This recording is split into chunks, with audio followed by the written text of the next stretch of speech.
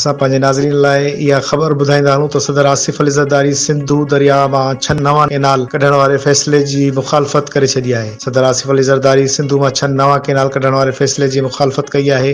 गॾियल पार्लियामेंट जे इजलास दौरान सदर आसिफ अली ज़रदारी 6 नवां केनाल कढण हिक तरफ़ो फ़ैसिलो करार ॾिनो आहे। हुन वफ़ाक़ खां इहा घुर कई आहे त इहो फ़ैसिलो वापसि वरितो वञे। जी नाज़रीन, असां हिकु भेरो ॿीहर ॿुधाईंदा आहियूं त सदर आसिफ अली ज़रदारी सिंधु मां 6 नवां केनाल कढण वारे फ़ैसिले जी मुखालफ़त करे छॾी आहे। गॾियल पार्लियामेंट जे इजलास खे ख़िताब कंदे हुन वधीक चयो त सिंधु दरिया में 6 नवां केनाल कढण जो फ़ैसिलो हिक तरफ़ो आहे, जंहिंखे असां कंहिं सूरत तस्लीम न कंदासीं। हुकूमत खे घुर्जे त हू अहिड़ो फ़ैसिलो वापसि वठे। सदर आसिफ अली ज़रदारी गॾियल पार्लियामेंट जे इजलास खे ख़िताब कंदे चयो आहे त मां हुकूमत ते ज़ोर ॾियां थो त हू नौजवाननि खे सहूलियतूं फराहम कनि। असां पाकिस्तान जे बहितर मुस्तक़बिल वारे अज़म सां कमु करे रहिया आहियूं। मुल्की मईशत मुस्तहकम थी रही आहे, पॉलिसी रेट में कमी ऐं मुल्की नाणे में इज़ाफ़ो थियो आहे, जेको बहितर अमल आहे। सदर आसिफ अली ज़रदारी वधीक चयो त अचो त मुल्की मफ़ाद ख़ातिर समूरा वेछा विसारे हिक थी मुल्क लाइ सोचियूं। पार्लियामेंट जे गॾियल इजलास खे ख़िताब करण मूं लाइ एज़ाज़ जी ॻाल्हि आहे। असांखे पंहिंजी जमहूरी निज़ाम खे मुस्तहकम करण लाइ कमु करणो पवंदो। सदर वधीक चयो त पुठिते पियल इलाइक़नि जी बहितरी लाइ कमु करण जी ज़रूरत आहे। क़ौमी ऐं मुल्की मफ़ाद जे करे असांखे पंहिंजा ज़ाती झेड़ा विसारणा पवंदा।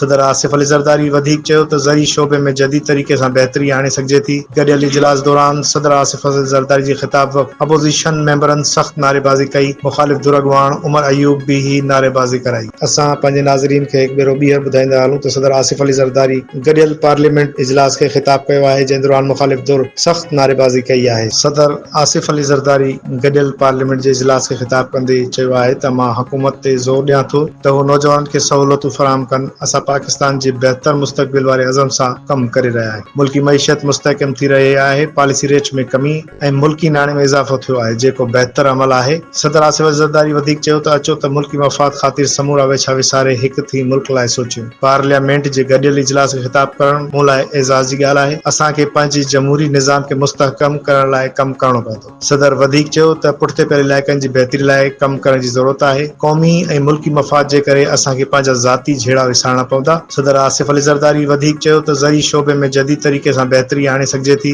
गॾियल इजलास दौरान सदर आसिफ अली ज़रदारी जे ख़िताब वक़्तु अपोज़िशन मेंबरनि सख़्त नारेबाज़ी कई। मुख़ालिफ़ धुर अॻवान उमर अयूब भी ही नारेबाज़ी कराई।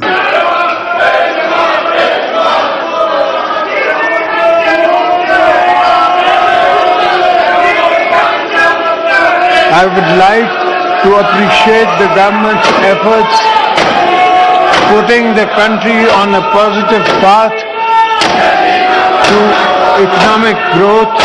Our foreign exchange reserves have witnessed a surge. There was a substantial increase in foreign direct investment, and the stock market also surged to a historic high. The government has also reduced the policy rate from 22 to 12%, and all other economic indicators have shown a healthy and sign improvement.